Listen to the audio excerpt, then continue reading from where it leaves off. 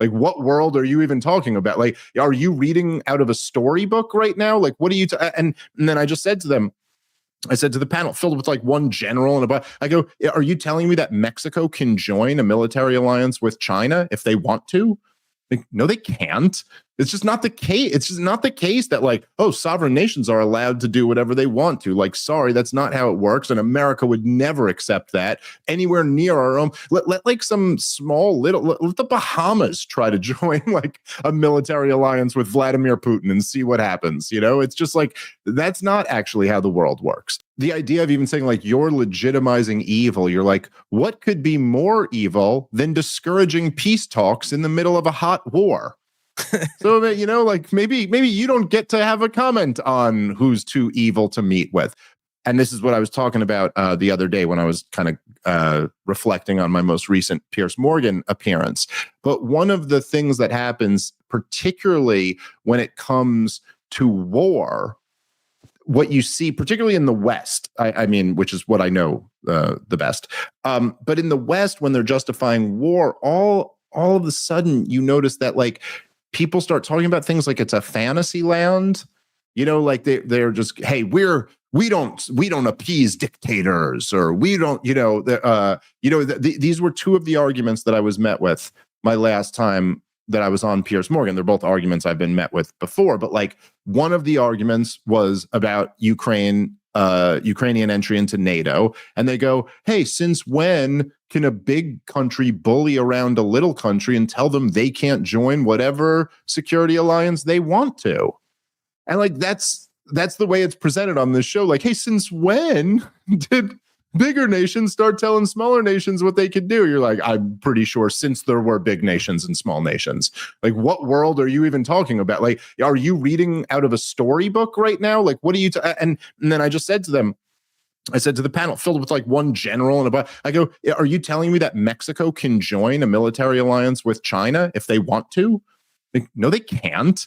It's just not the case. It's just not the case that like, oh, sovereign nations are allowed to do whatever they want to. Like, sorry, that's not how it works. And America would never accept that anywhere near our own. Let like some small little, let the Bahamas try to join like a military alliance with Vladimir Putin and see what happens. You know, it's just like, that's not actually how the world works. And we have a whole Monroe Doctrine, and there are spheres of influence. And yes, no, it's not the case that like the Soviets can just put nuclear weapons on Cuba if they want to, like, you know, when we already lived out that experiment.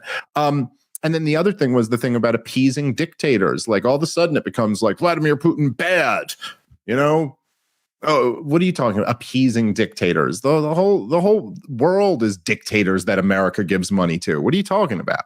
So it's just like, you know, a lot of that stuff, but really, again, it's not that the people on CNN and MSNBC are so naive that they don't understand the nature of government, but us with our brilliant Rothbardian insights do understand the nature of government. The reason it's so creepy is that, no, this is just the tactic to keep the war going. This is just what they say. I mean, like what, dude, all these people, when you remember when the buildup to the war in Iran was going on, and like official Israeli members of the government were posting pictures with the son of the Shah, like they were pretty explicitly, implicitly saying that, like, hey, here's the rightful leader of Iran. Here it is, the son of the last dictator that we installed. That's what we believe. Hereditary monarchy is now the norm, because everybody knows, like, who in their right mind doesn't think that if, let's just say, they had free and fair elections in Iran, and the political party who won said no normalization of relations with Israel, no trading oil in dollars, no doing business with the West, no, right? But there was a democratic election.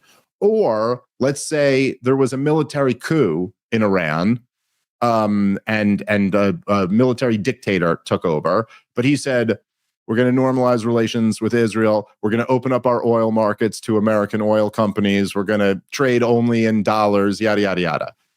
Who do you think DC and Tel Aviv would prefer?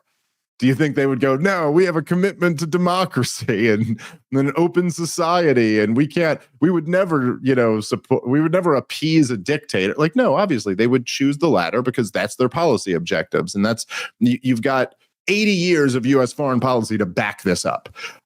So it's all that stuff is just ridiculous.